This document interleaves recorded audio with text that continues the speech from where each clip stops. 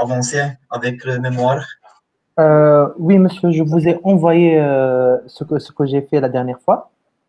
Euh, j'ai j'ai fait un tableau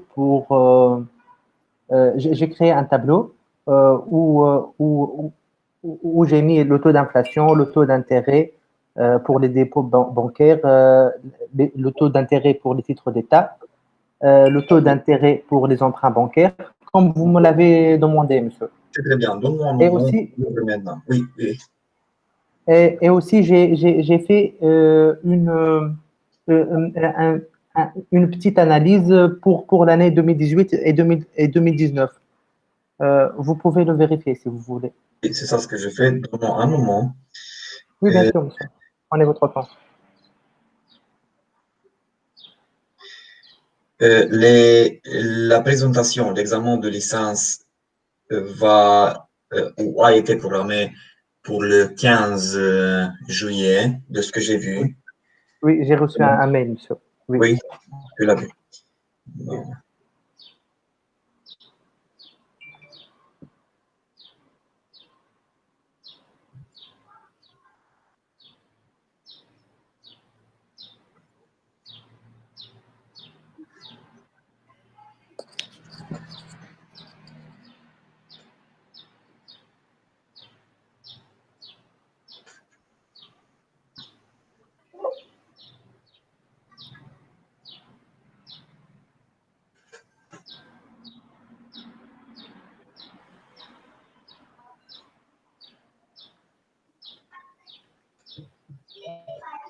Je trouve les informations concernant l'inflation et les taux d'intérêt dans Oui. l'Excel, oui.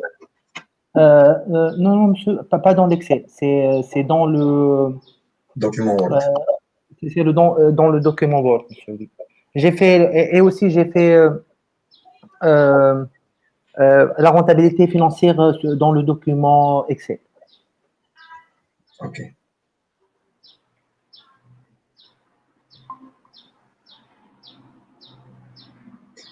C'est le document Word. Oui, Voyons monsieur. où je trouve les informations. C'est tout en bas, monsieur. C'est dans la partie pratique.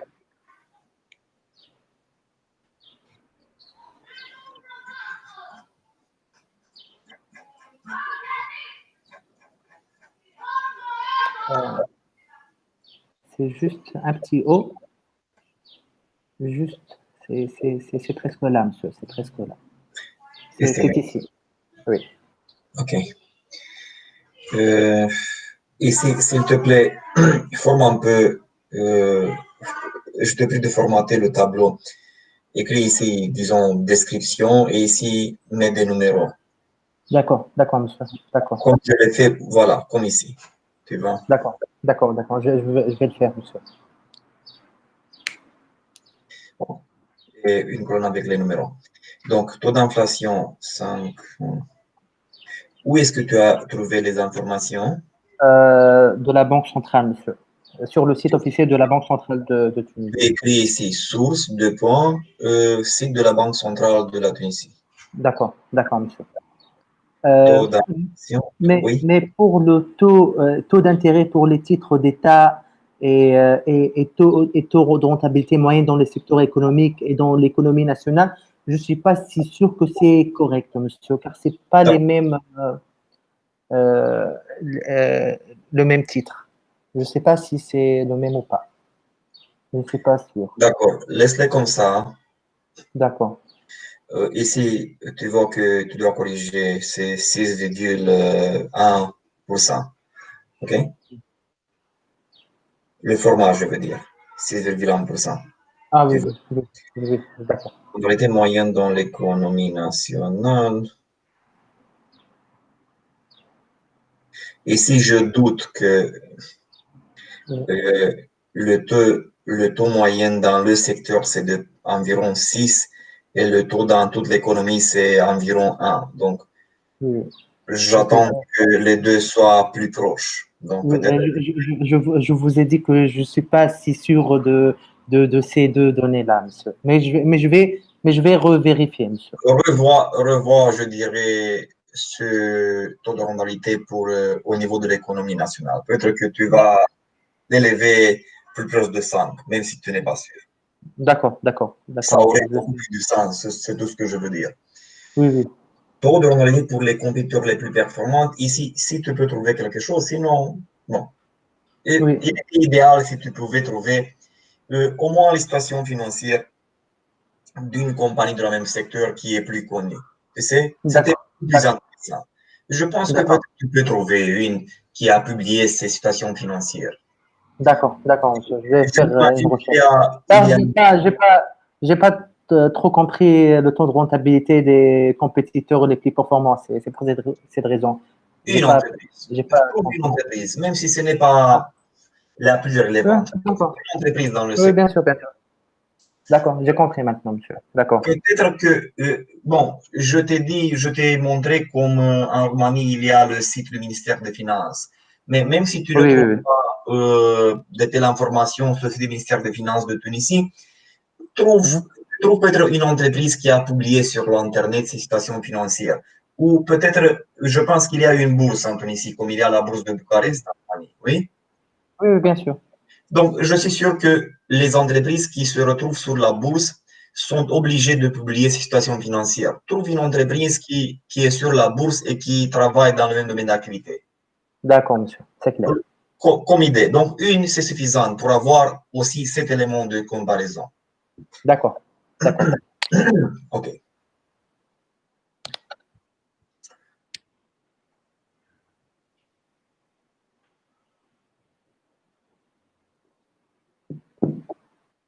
Et aussi, j'ai vérifié mon projet sur le plagiat, monsieur, de la faculté. Oui. Quel est le pourcentage? C'est 20%, monsieur. Mais je vais corriger tous les copier-coller pour arriver à 10 ou 15%, monsieur. Non, non, Ahmed, pour arriver au 5% au maximum, s'il te plaît. Ah, d'accord, d'accord, monsieur. S'il te D'accord. plaît. Il n'y a pas de raison pour avoir une autre situation. 5% au maximum. D'accord, monsieur. D'accord, d'accord, c'est clair. Tu changes encore, tu verrais formule, il n'y a Oui, pas de oui, raison oui. Bien pour sûr. ne l'avoir comme ça. Durant Oui, oui, l'année bien sûr. 2018, l'angle économique a été de OK, ce niveau indique en général l'entreprise, indique en général que l'entreprise a réussi de générer 9,8 dinars en matière de résultats d'exploitation pour son dinar correct. Le résultat d'exploitation engendre donc, pendant cette durée de l'année, devrait en être suffisant pour couvrir le coût du capital.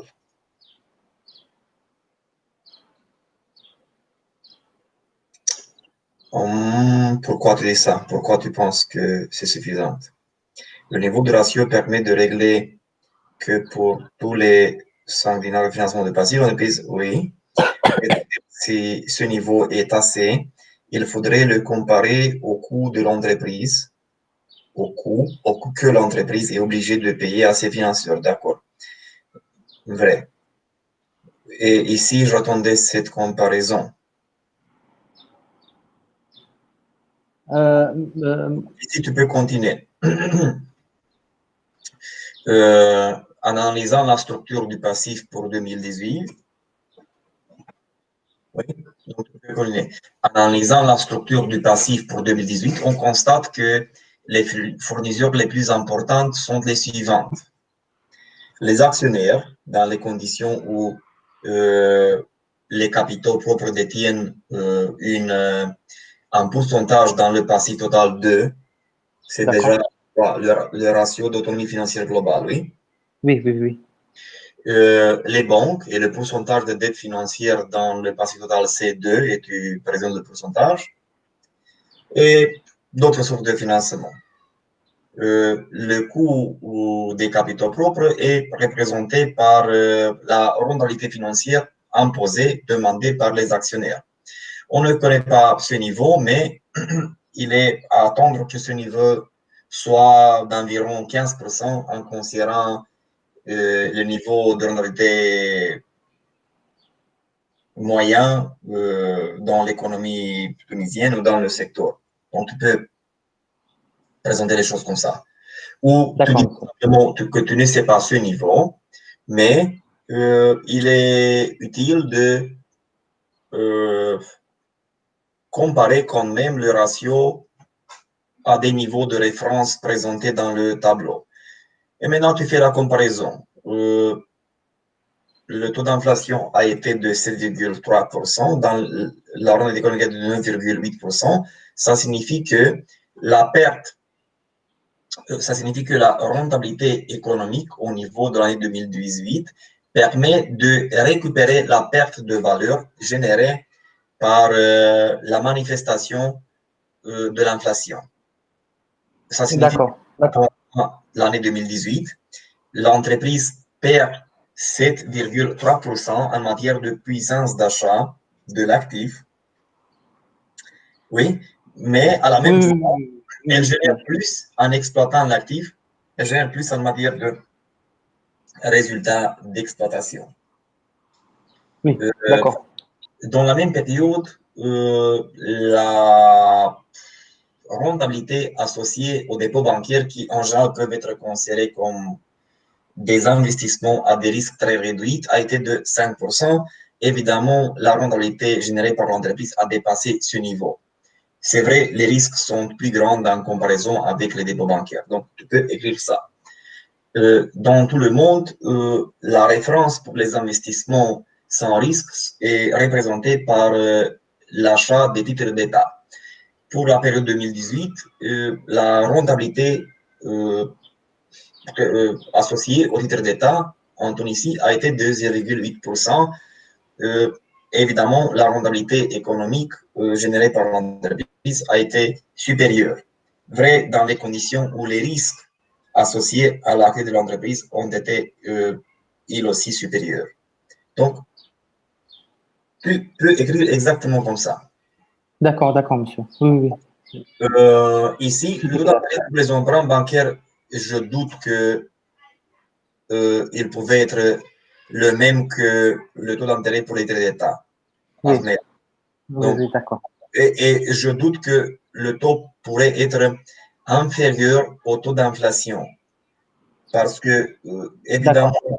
les banques placent le capital à ce taux d'intérêt et sûrement les banques doivent récupérer les pertes générées par l'inflation et gagner quelque chose en plus. Donc, si vraiment l'inflation a été de 7,3%, Oui, je m'imagine que les taux d'intérêt pour les emprunts bancaires devraient être d'environ oui, à peu près. je crois que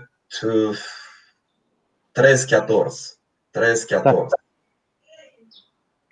Je vais consulter quelques banques, monsieur, mais je connais quelqu'un qui travaille dans une banque. Je vais lui demander quel est le taux d'intérêt pour les emprunts bancaires dans sa banque, monsieur.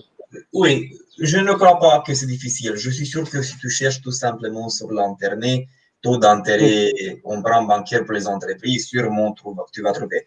Pour t'imaginer, pour te créer une idée, en Roumanie, le taux d'inflation a été peut-être de 3, 3,5%, 4% dans cette période. Donc, plus bas, mais vraiment dans la même proximité, tu sais.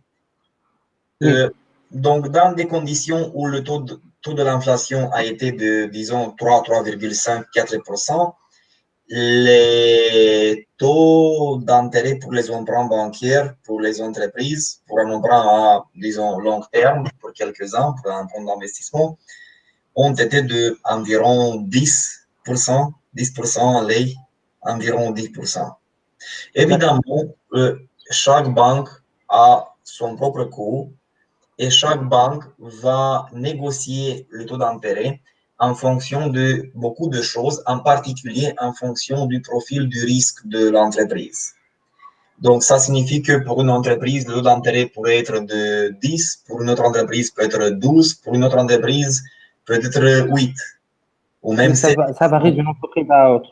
Oui, une entreprise grande avec qui a beaucoup de garanties, qui a beaucoup de la stabilité, une entreprise avec Mhm. laquelle la banque a un long historique.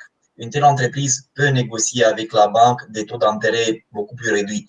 Donc, dans les conditions où le taux moyen a été peut-être en Roumanie dans cette période pour les emprunts en lei, oui, dans la monnaie roumaine, de, comme je dis, environ 10%, pour des grandes entreprises, plus grandes entreprises, plus stables, plus sûres, a été capable de négocier peut-être jusqu'à 7%. 7%. Oui. Donc, je pense, en jugeant comme ça, je pense qu'en Tunisie, le taux moyen devrait être d'environ 12, 13 dans les conditions où l'inflation est d'environ 7, 16,5. Donc, peut-être 12, 13%.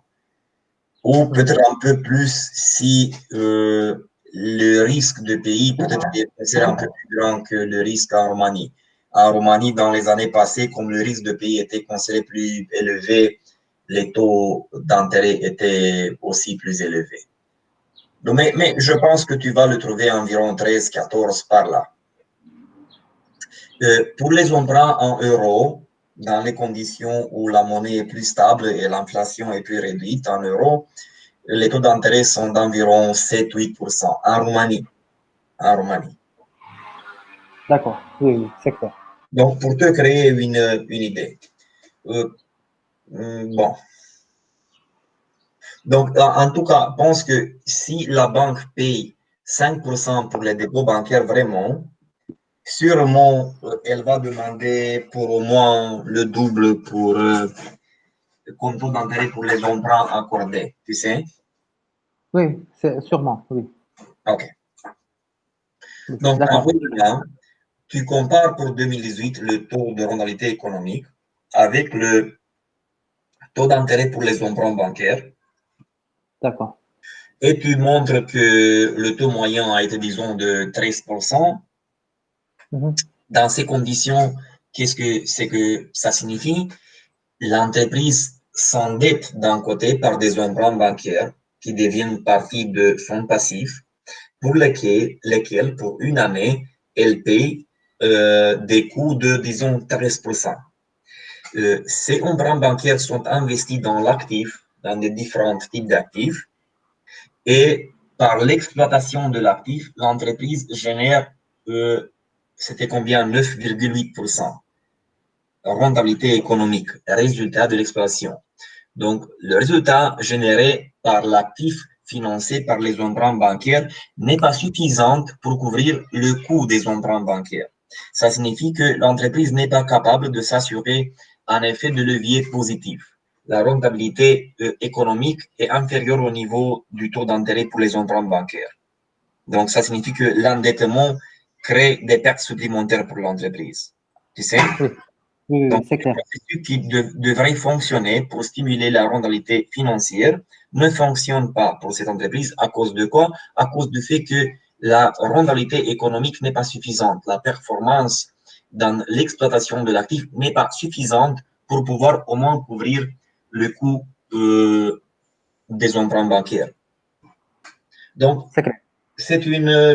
c'est un signe que le niveau de performance de l'entreprise n'est pas suffisant dans les conditions où, évidemment, nous devons considérer que les banques ont un rôle dans l'économie et comme évidemment les banques ne pourraient survivre si elles accordaient des emprunts bancaires à des entreprises en faillite, mais en réalité, elles accordent des emprunts à des entreprises normales qui peuvent utiliser l'emprunt, peuvent générer une rentabilité économique plus grande que le taux d'intérêt pour l'emprunt, donc payer l'intérêt et rester avec un gagnant. Donc, si c'est la normalité, voilà, nous ne réussissons pas de nous placer dans cette normalité. Donc, nous sommes au-dessus de ce niveau raisonnable pour une entreprise qui est suffisamment performante pour pouvoir s'endetter par des emprunts bancaires. Le niveau du taux d'intérêt pour les emprunts bancaires ne peut pas représenter un niveau élevé en matière de rentabilité. Tu sais, parce que si c'était comme ça, les entreprises ne pourraient pas s'endetter. Donc, les banques ne pouvaient pas survivre dans l'économie. Tu sais? D'accord, oui, La oui. normalité, Oui, c'est sûrement, sûrement, il y a des erreurs, je vais les corriger. Oui, oui. donc écrit ce type d'analyse pour chacun, séparément, tout simplement. Chacun, tu compares la rentabilité économique à chaque de ces taux que tu as mis ici. Et tu tires des conclusions. D'accord. Quelle est en comparant la rentabilité économique au taux d'inflation, qu'est-ce que tu vois? Tu vois si la performance de l'actif est suffisante pour garder la substance économique de l'actif. Si tu peux couvrir par le résultat de l'exploitation générée la perte de valeur, la perte de puissance d'achat générée par l'inflation. OK? En comparant au niveau du taux d'intérêt pour les dépôts bancaires, tu vois les dépôts bancaires et les titres d'État comme des niveaux de référence pour des investissements avec des risques réduits ou même sans risque. Et évidemment, tu veux voir si l'entreprise qui implique des risques génère une rentabilité plus grande que ces investissements qui, évidemment, n'impliquent pas de risques. Et évidemment, à cause de ça, on attend de ce type d'investissement une rentabilité plus réduite.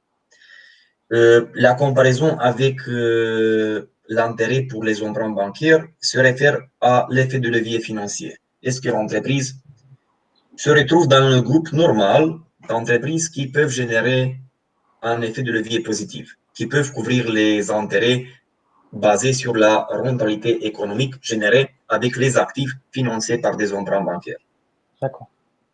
Et bien que nous ne connaissons pas vraiment le coût du capital propre, donc la rentabilité financière demandée par les actionnaires, au moins nous pouvons spéculer que ce niveau est un peu plus grand que le taux d'intérêt pour les emprunts bancaires. Donc, si le taux d'intérêt pour les emprunts bancaires ont établi qu'il est de, disons, 13% pour 2018, tu peux estimer que la rentabilité financière demandée par les actionnaires a été de, disons, 5 points procentuels en plus, donc disons 18%.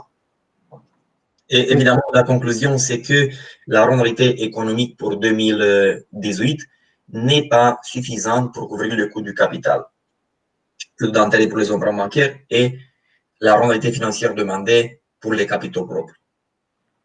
En comparant ce niveau par le niveau moyen au niveau de l'économie, tu montres que tu es au-dessus de ce niveau moyen dans l'économie et dans le secteur, ce qui c'est bien, mais ce n'est pas suffisant. Parce que, comme nous l'avons beaucoup de fois discuté, la moyenne masque un grand nombre d'entreprises qui ne sont pas performantes. Oui, c'est important d'être à un niveau supérieur à la moyenne, mais ce n'est pas suffisant.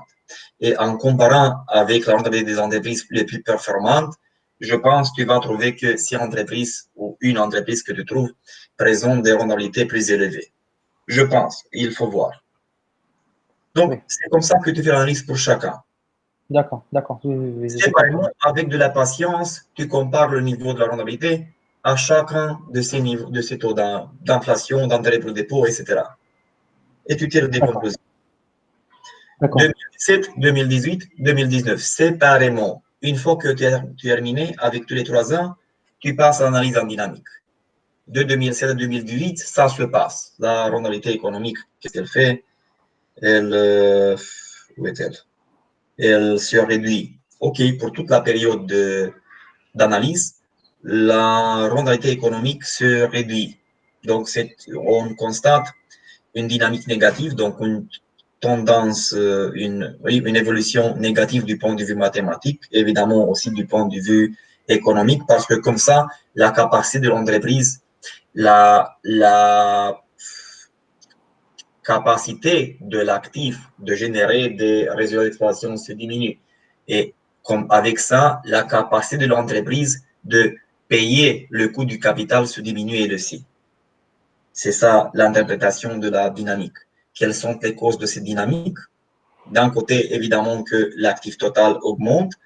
Par malheur, comme résultat, comme effet de l'exploitation de cet actif, par malheur, encore une fois, le réseau d'exploitation, au moins dans la dernière période 2019, se réduit beaucoup, mais beaucoup.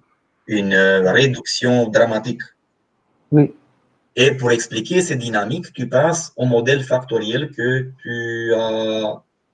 tu l'as ici. Voilà.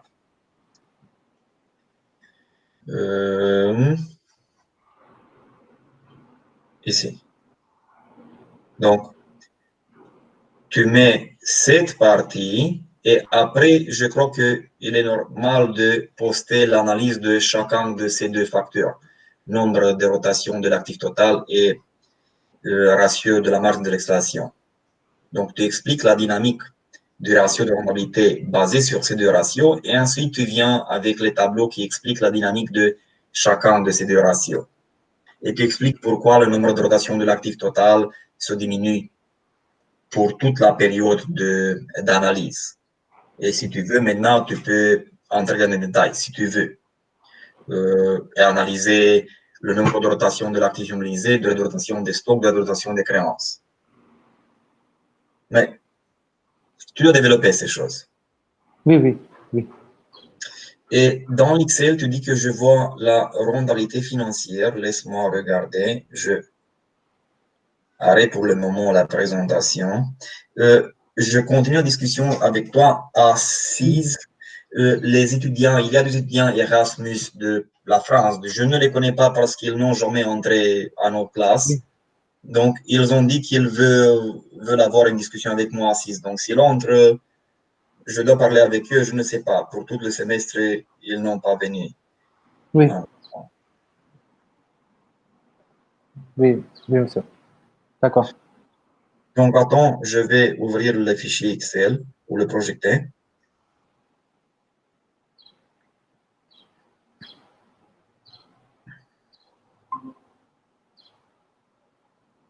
OK, tu vois maintenant ton Excel. Oui, J'ai ici le ratio de rentabilité financière. De l'exercice variation, d'accord.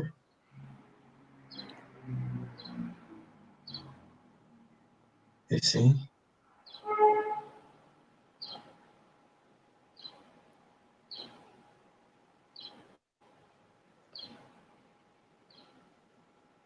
Si tu peux faire quelque chose pour changer ce format, je ne sais pas.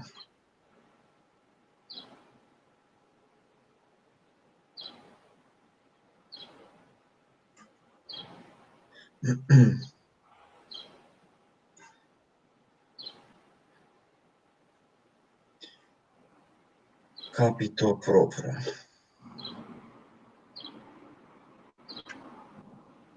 C'est bizarre le fait que leur valeur reste presque au même niveau de 2017-2018. C'est étrange.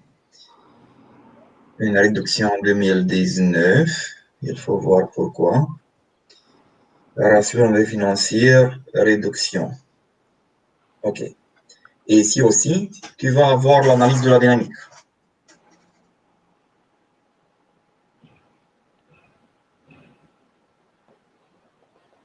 Exactement comme nous l'avons fait pour la rentabilité économique. Je vais copier ce format. Voilà. Analyse de la dynamique du ratio de rentabilité financière.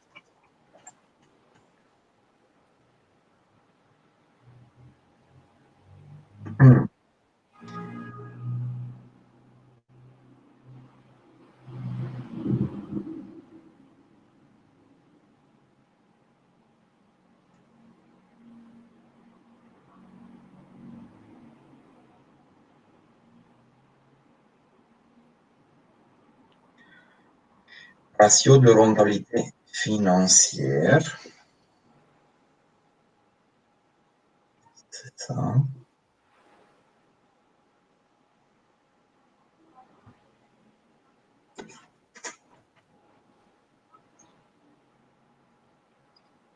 Bon.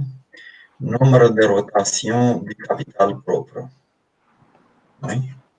oui, monsieur. La partie théorie, tu présentes évidemment, j'espère que tu l'as fait, tu présentes ce modèle. Nombre de rotation du capital propre. C'est chiffre d'affaires sur le capital propre, oui. Puisque je trouve le chiffre d'affaires.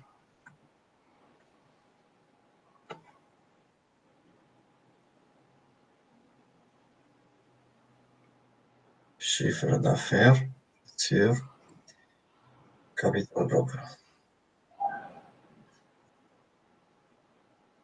Voilà.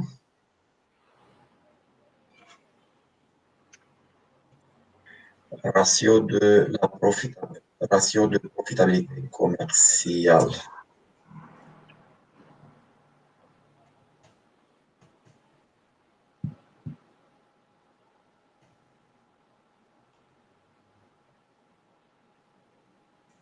Ici, nombre de rotation des capitaux propres. Le ratio de profitabilité commerciale, c'est le rapport entre le résultat net de l'exercice et le chiffre d'affaires. De l'exercice sur chiffre d'affaires. Et le chiffre d'affaires, le voilà. Donc, c'est exactement le même modèle qu'utilisé pour la rentabilité économique. La ration est recalculée selon la variation du nombre de rotations des capitaux propres. Très bien.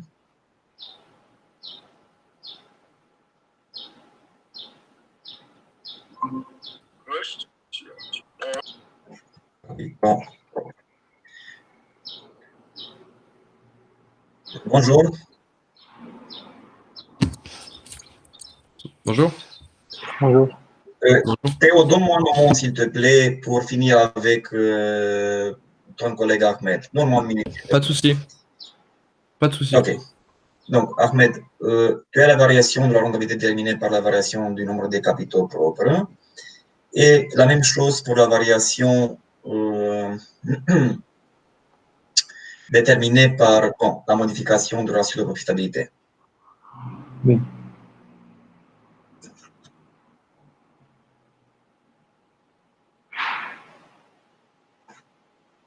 Voilà.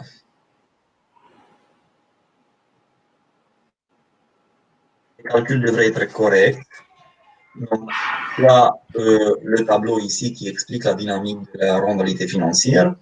Et ce que tu peux faire, c'est de créer deux tableaux similaires avec la dynamique du nombre de rotations des capitaux propres et la dynamique du ratio de profitabilité commerciale.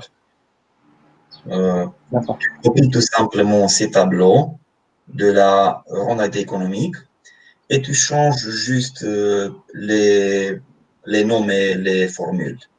Pas les formules, les noms vraiment. Oui? Parce que Oui, d'accord. tu vas avoir le capital propre, ça va se changer automatiquement. Oui, donc voilà.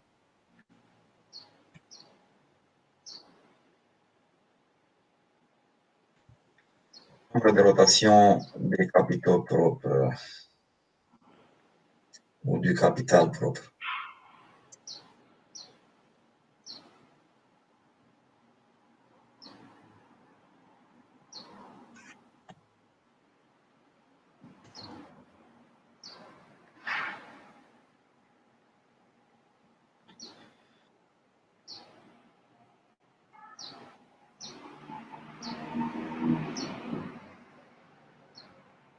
OK. Le chiffre d'affaires.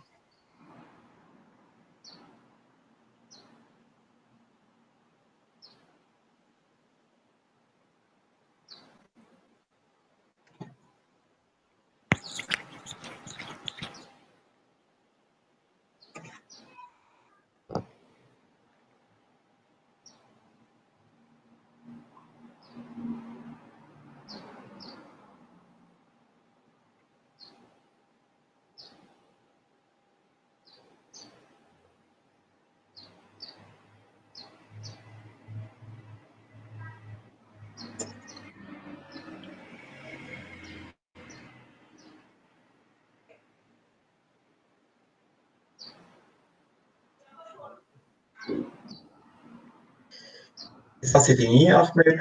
Et le dernier tableau avec le ratio de profitabilité. Je copie le tableau pour le ratio de la marge nette de l'exploitation que nous avons créé.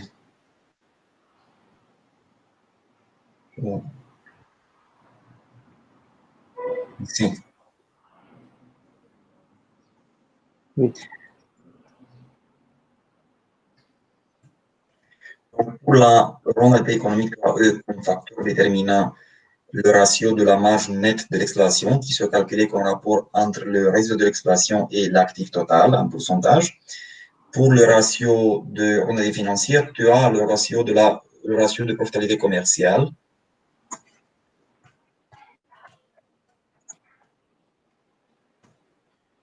Corrige mon français.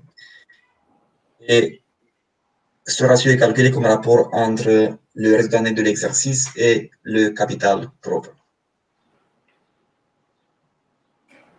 C'est clair.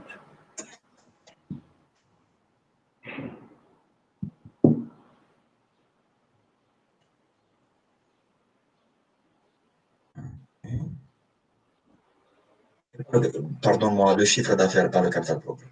Donc, résultat net de l'exercice. Le voilà. Et le chiffre d'affaires.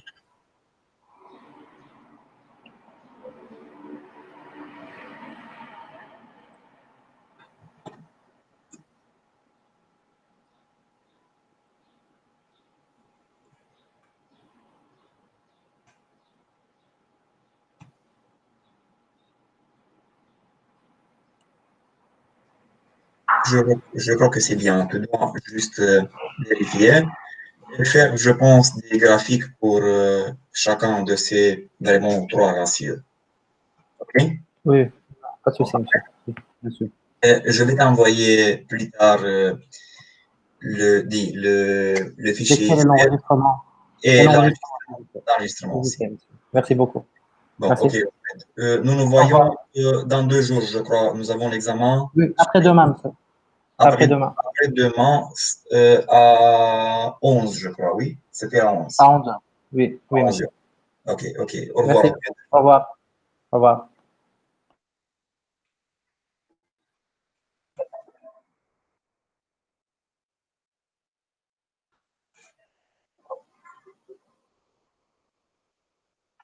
Bon, Théo, je suis Daniel Brendescu. Tu préfères de Oui. parler en français, en anglais? J'ai vu que tu m'avais écrit en anglais. Tu préfères l'anglais? Non, moi je suis français, donc je préfère Bon, français. j'ai pensé que peut-être tu veux exercer ton anglais. Et, Bah, OK, ça dépend. OK. Donc, Théo, c'est toi et Sofiane. Je lis correctement, donc c'est Sofiane, oui? C'est ça, parfait. OK. Vous êtes maintenant évidemment en France. C'est la première fois que nous discutons. Vous êtes inscrit pour le cours de management des petites et moyennes entreprises. Et vous avez vu le produit final là, c'est vraiment un plan d'affaires. Oui. Dites-moi en deux, trois mots, si vous avez à d'autres disciplines peut-être rédigé des plans d'affaires, si vous avez de l'expérience dans ce domaine. On avait déjà fait un business plan plan. d'affaires, mais Ouais. c'était moins poussé, quoi. On n'avait pas de tableau, de choses comme ça à faire, quoi. OK. Vous êtes dans la deuxième ou troisième année chez vous. Troisième année. Ouais, Troisième 3 ans. année, donc c'est le final de votre programme de licence aussi. C'est ça. OK.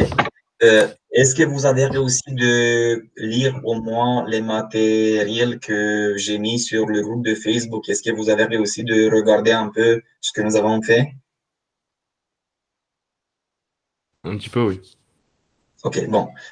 Alors, donnez-moi une seconde pour ouvrir un fichier avec la structure du plan d'affaires. Un moment.